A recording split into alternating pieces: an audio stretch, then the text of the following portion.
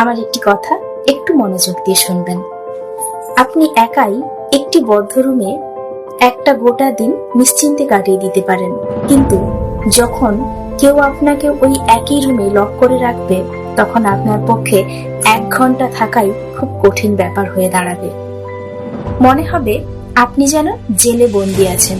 ঠিক একই রকম ভাবে আপনি 4 দিন না খেয়ে ক্ষুধার্তভাবে ব্রত পালন করতে পারেন, কিন্তু যদি কেউ আপনাকে সারাদিন না খেতে দেয়, তবে আপনার পক্ষে থাকাটা খুব অসম্ভব হয়ে দাঁড়াবে। এটাই কিন্তু ফ্রিডম ও কন্ট্রোলের মধ্যে পার্থক্য।